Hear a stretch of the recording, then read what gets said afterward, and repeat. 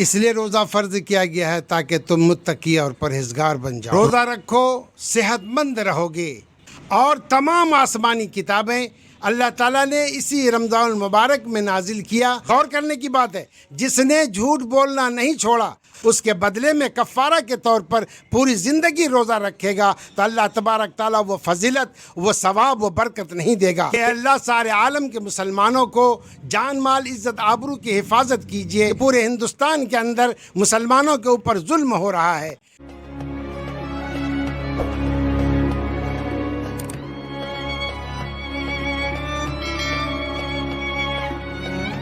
بسم اللہ الرحمن الرحیم وبہ نستعین نحمدہ ونصلی علی رسول الکریم اما بعد فاعوذ باللہ من الشیطان الرجیم بسم اللہ الرحمن الرحیم یا ایھا الذین آمنوا کتب علیکم الصیام کما کتب علی الذین من قبلکم لعلکم تتقون ایاما معدودات۔ وقال النبی صلی اللہ علیہ وسلم صوموا تحسوا او کما قال علیہ الصلوۃ والسلام۔ میرے محترم بزرگوں، اللہ تبارک تعالیٰ کا بہت بڑا احسان اور کرم اور عنایت اور بخشش اور مہربانی ہے کہ اس نے اس امت کو بھی رمضان المبارک کا مہینہ دیا۔ یعنی اللہ تبارک تعالیٰ یہ فرما رہے ہیں کہ ہم نے تم سے پچھلی امتوں پر بھی روزہ فرض کیا تھا اور تم پر بھی روزہ فرض کیا گیا ہے۔ اس لیے روزہ فرض کیا گیا ہے تاکہ تم متقی اور پرہیزگار بن جاؤ۔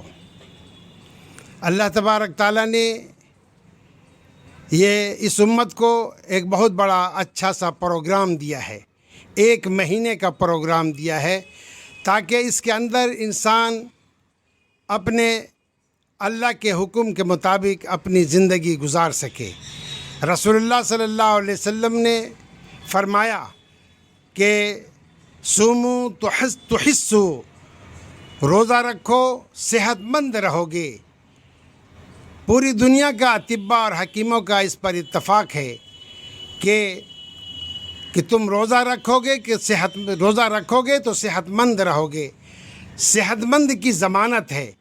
ایک مہینے کا اللہ تبارک تعالیٰ نے یہ ایک بڑا نسخہ اور بڑا قیمتی سرمایہ دیا ہے کہ اگر ہم ایک مہینہ اللہ تبارک تعالیٰ کی مرضی کے مطابق اپنے آپ پر کنٹرول کرتے ہوئے کھانے پینے سے اور نفسیانی خواہشات پر پابندی لگا کر کے زندگی گزارنے سے ہمارے اندر یہ خوبی اور صلاحیت پیدا ہوگی کہ 11 مہینے ہمارے بڑے اچھے گزر جائیں گے۔ اگر ہم نے یہ 30 دن کا روزہ شریعت کے مطابق رکھا، آنکھوں کی حفاظت کی اور تمام برائیوں سے بچتے رہے اور جھوٹ بات سے بھی پرہیز کیا اور تمام برائیوں سے بچتے رہے اور کسی کو گالی نہیں دی، کسی کو ستایا نہیں اور بہت ہی مہذب طریقے سے ہم نے اس مہینے کو گزارا۔ مثلا سحری کے لیے ہمیں پاؤں پھٹنے سے پہلے جگنا ہے اور سحری کھا کر کے پھر ہمیں فجر کی نماز جماعت کے ساتھ ادا کرنی ہے، پھر ہمیں روزہ رکھنا ہے، ظہر کی نماز پڑھنی ہے، پھر عصر کی نماز پڑھنی ہے اور جماعت کے ساتھ پڑھ کے پھر مغرب کی نماز ادا کرنی ہے، وہ بھی جماعت کے ساتھ پڑھ کے، اور اس کے بعد پھر ایسا نہیں کہ ہمیں دوسرے کاموں میں لگ جانا ہے بلکہ بہت بڑی لمبی نماز کے لیے اپنے آپ کو تیار کرنا ہے جس کو تراویح کہتے ہیں۔ تراویح کی نماز یہ اس امت کو دی گئی ہے اور اس کو بڑے ہی اہتمام سے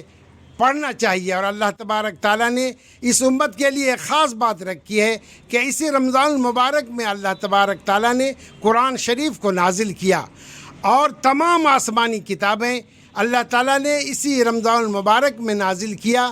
اور ابراہیم علیہ السلام پر صحیفے بھی رمضان المبارک ہی کے میں 1 تاریخ کو نازل کیا اور تمام احکامات اللہ تبارک تعالیٰ نے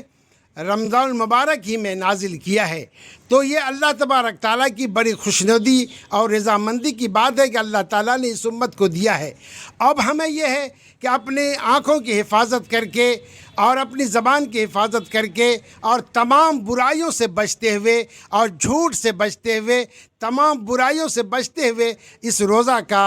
اہتمام کرنا ہے، روزہ کو رکھنا ہے۔ نبی کریم صلی اللہ علیہ وسلم فرماتے ہیں کہ جو لوگ یعنی تم روزہ رکھو گے تو صحت مند رہو گے۔ روزہ رکھنے سے صحت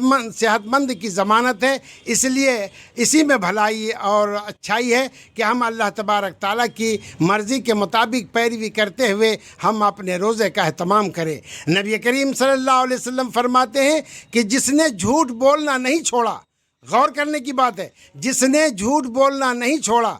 اور جھوٹ بولتے رہ گئے تو اللہ تبارک تعالیٰ کو اس کا بھوکا اور پیاسا رکھنے سے کوئی حاجت نہیں ہے۔ اور نبی کریم صلی اللہ علیہ وسلم فرماتے ہیں کہ جو لوگ جھوٹ بولتے رہے اور اس کے لیے یہ ہے کہ روزہ میں کوئی ثمرات، کوئی پھل یعنی کوئی نیکی اس کے لیے مرتب نہیں ہوگا، اس لیے اس میں یہ ہے کہ اپنے آپ کو ہر طرح سے روزے میں اللہ تبارک تعالیٰ کی رضامندی کے مطابق زندگی گزارنا ہے اور رسول اللہ صلی اللہ علیہ وسلم کے بتائے ہوئے طریقے پر زندگی گزارنا ہے۔ اسی میں ہماری اور آپ کی پورے جہان والوں کی کامیابی ہے۔ اور اس میں ہمیں روزہ رکھ کر کے، تراویح پڑھ کر کے، قرآن شریف کی تلاوت کر کے، اذکار کر کے اور اللہ تبارک تعالیٰ سے معافی مانگ کے اور پوری امت کے لیے معافی مانگنا ہے کہ اے اللہ پوری امت کو آپ بخش دیجئے، اور یہ بھی کہنا ہے کہ اے اللہ سارے عالم کے مسلمانوں کو جان مال عزت آبرو کی حفاظت کیجئے اور ہر طرح سے ہمارے حرمین شریفین کی اور دارالعلوم دیوبند کی اور تمام مدارس کی اللہ تبارک تعالی حفاظت فرمائے، اس لیے کہ یہ مہینہ مقدس مہینہ ہے، رحمت کا مہینہ ہے اور اللہ تبارک تعالیٰ سے تقرب حاصل کرنے کا مہینہ ہے، اور ہم لوگ گناہ کرتے رہتے ہیں، اس لیے اللہ تبارک تعالیٰ سے معافی مانگ کر کے اور پھر دعا کرنی ہے۔ اور اسی مہینے میں جو شب قدر ہے، اللہ تبارک تعالیٰ نے اس امت کو شب قدر دی ہے، اور اس میں جو شب قدر 1000 مہینوں سے افضل ہے، اس میں تمام مسلمانوں کو توبہ کر کے اور شب قدر میں اللہ تبارک تعالیٰ سے رجوع کرنا ہے،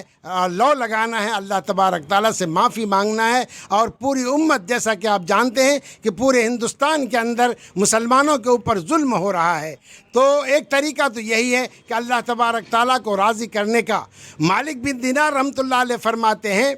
کہ اللہ تعالیٰ فرماتا ہے کہ میں اللہ ہوں، بادشاہوں کا مالک ہوں، ان کا قلوب میرے مٹھی میں ہے، جب تم میری فرما برداری کرتے ہو تو ان کے قلوب کو میں نرم کر دیتا ہوں، جب تم میری نافرمانی کرتے ہو تو ان کے قلوب کو سخت کر دیتا ہوں، اور ان کو تمہارے لیے عقوبت اور سزا کے لیے متعین کر دیتا ہوں۔ ان کو برا مت کہو، میری طرف رجوع کرو، میں ان کے قلوب کو بدل دوں گا۔ یہ بات بتاتی ہے کہ جب اللہ راضی ہو جائے گا، اللہ کے طریقے پر ہم زندگی گزاریں گے تو اللہ راضی ہوگا، اللہ سے معافی مانگیں گے اور امت کے لیے دعا کریں گے، اور پوری امت یروشلم کے لیے اور دوسری فلسطین کے لیے اور برما کے لیے اور ہندوستان کے مسلمان اس وقت گزر رہے ہیں، ان کے لیے جب ہم دعا کریں گے اللہ تبارک تعالیٰ ضرور ہم پر مہربان ہوگا۔ اور تمام مسلمانوں سے گزارش ہے کہ وہ روزہ نہ توڑیں، تمام عاقل بالغ